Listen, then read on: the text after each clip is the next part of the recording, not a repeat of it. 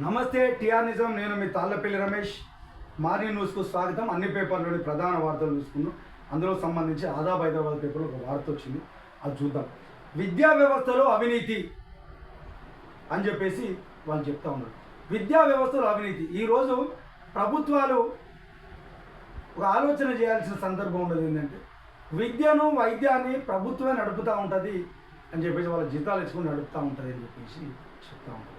అంటే ఈ విద్యను ప్రైవేట్ పరంగా చేస్తే ఇబ్బందులకు గురవుతారు, కాబట్టి ప్రభుత్వం నడపాలి అని చెప్పేసి ఉంటుంది. వాళ్ళ బాధ్యత కూడా. ఎందుకంటే ఈ రాష్ట్రంలో ఉన్నటువంటి అన్ని పన్నుల ద్వారా వాళ్ళ జీతాలు కట్టి, ఉద్యోగాలకు జీతాలు కట్టి ఆ పిల్లలకు చదువులు చెప్పేటువంటి బాధ్యత ఉంటుంది.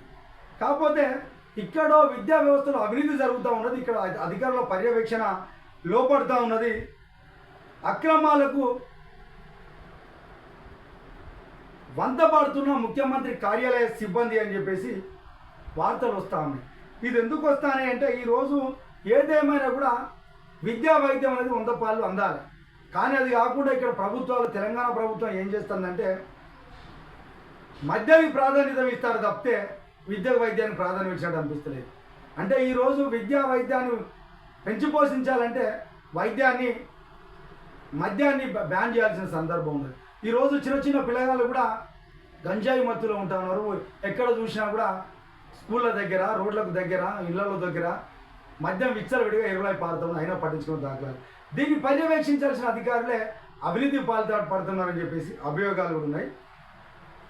13 ఏళ్ళుగా ఇది ఒక వార్త ఇచ్చిండ్రు. విద్యా వ్యవస్థలో అవినీతి, ఇంటర్ బోర్డు మాజీ కమిషనర్పై ఆరోపణలు. 13 ఏళ్ళకి ఒకే చోట అంతుచిక్కిన అనుబంధం, జరిగిన బదిలీలు, పనుల అవినీతిపై విచారణ జరగాలి. తమిళనాడు ఎన్నికల విధుల్లో కమిషనరు, డిఐఓలు, డిప్యూటీ సెక్రటరీ, ప్రిన్సిపల్ పదోన్నతుల దందా, బదిలీలపై విచారణ జరపాలని చెప్పేసి విద్యావేత్తల డిమాండు. గతంలో మాజీ కమిషనర్ హయాంలో command control, fire safety, CC camera పరికరాల కొనుగోలు అవినీతి ఆరోపణలు. అక్రమాలకు వంతాసు పలుకుతున్న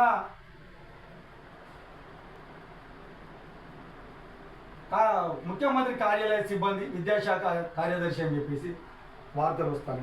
ఈరోజు ఇంత పెద్ద వార్తలు వస్తూ ఉంటే ప్రభుత్వం ఏం చేస్తానంటూ ఒకసారి ఆలోచన చేయాలి. అంటే 13 ఏళ్ళుగా ఒక వ్యక్తి ఒకే చేట ఎందుకు ఉండగలుగుతా ఉన్నాడు, దానికి అంతర్యం ఏందో ఒకసారి ఆలోచన చేయాలని చెప్పేసి టీఆర్ నిజం నుంచి ప్రభుత్వాన్ని అడుగుతున్నాం సార్. అయితే ఇంత అవినీతిమయమైపోయింది తెలంగాణ రాష్ట్ర ఇంటర్మీడియట్ విద్యా మండలి. అవినీతి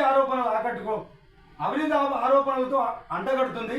నిబంధనలు పాత్రలు వేస్తూ మెరిట్ను గాలికి వదిలేసి సాధించిన పదోన్నతులు, బదిలీల పర్వం ఇప్పుడు రాష్ట్ర వ్యాప్తంగా సంచలనం సృష్టించింది. ఈ మొత్తం వ్యవహారంలో మాజీ కమిషనర్ తీరుతో పాటు విద్యాశాఖ ఉన్నతాధికారులు, సీఎంఓ సిబ్బంది పాత్ర విద్యావేత్తలు తీవ్ర అనుమానాలు వ్యక్తం చేస్తున్నారు. ఇంటర్ బోర్డు కమిషనర్ పొరుగు రాష్ట్రమైన తమిళనాడు ఎన్నికలలో ఆ ఎన్నికల విధిలో ఉన్న సమయంలో ఈ నియామక పర్వం చక్కగా సాగిపోవడం గమనార్హంగా అనిపిస్తూ ఉన్నది. ఎందుకంటే డిఈఓలు, డిప్యూటీ సెక్రటరీ, ప్రిన్సిపల్ పదోన్నతులు ఆధార బాధలుగా జారీ చేయాల్సిన అవసరం అసలు ఎందుకు వచ్చింది? ఒక కమిషనర్ ఏమో ఇక్కడ పక్క రాష్ట్రంలో ఎన్నికల వేదికలో ఉన్నప్పుడు ఈ అంతర్యం ఏందో ఒకసారి ఆలోచించుకోవాల్సిన సందర్భం ఉన్నదని చెప్పేసి మాట్లాడుకునే వరకు వచ్చింది. అయితే ఇప్పుడు ఉన్నటువంటి ప్రశ్న ఏంటంటే ఎన్నికల విధులు ముగియగానే వేరే శాఖ బదిలీ అవ్వడం, సెలవుల్లోకి వెళ్ళి పాత కమిషన్ వెళ్ళడం, ఈ అనుమానాలు తావిసి మొత్తం వ్యవహారంలో ముఖ్యమంత్రి కార్యాలయానికి చెందినటువంటి అధికారులు, కార్యదర్శి పాత్రపై విద్యావేత్తలు అనుమానం వ్యక్తం చేస్తూ ఉన్నారు. ఆధారగా నియామకాలు ఎందుకు చేపట్టాల్సిన సందర్భం ఏర్పడుతుంది. ఇంటర్ బోర్డు కమిషనరు గత నెల 26 నుంచి తమిళనాడు ఎన్నికల విధులలో పరిశీలకుడుగా ఉన్నాడు. బాధ్యత గల అధికారి రాష్ట్రంలో లేనప్పుడు, ఈ బాధ్యత గల కమిషనర్ అక్కడ లేనప్పుడు ఏ విధంగా 11 మంది డిఈఓలు, 5 డిప్యూటీ సెక్రటరీ, 31 మంది ప్రిన్సిపల్ పదోన్నతులు జరగడం వెనుక పెద్ద గూడిపుటాన్ని దాగి ఉన్నది అని చెప్పేసి మేధావులు ఆలోచన చేస్తూ ఉన్నారు. మెరడు మాయం చేస్తూ ఉన్నారు, అడ్డదారిలో పదవులలో పంపిణీ చేస్తూ ఉన్నారు అని చెప్పేసి తక్షణమే ఉన్నత విచారణ జరపాలి. ఇంకోటి 13 ఏళ్ళు ఒకే చేట అంతుచిక్కిన అనుబంధం, ముఖ్యంగా 13 ఏళ్ళు ఒకే చేట పాతిపోయిన వ్యక్తిని ఏకంగా డిప్యూటీ సెక్రటరీగా నియమించి కీలకమైన అడ్మిషన్ జాయింట్ సెక్రటరీగా బాధ్యతలు అప్పగించడం వెనుక ఉన్న మతలబేదో ఉన్నతాధికారులకు సమాధానం చెప్పాలి.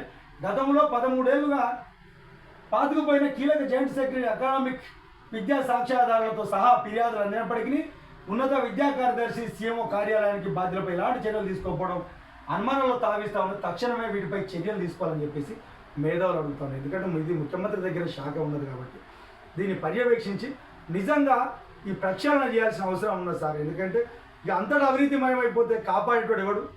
మీరు మీ రాజకీయ నాయకుల మీ తిట్టుకోవడాలని మీరు బిజీ అయిపోతే వాళ్ళ పని వాళ్ళు సాకచక్యంగా జరిగిపోతా ఉన్నది. దీనిపై పర్యవేక్షణ చేయాలని చెప్పేసి టీఆర్ నిజం ఒకసారి గుర్తు చేస్తాము.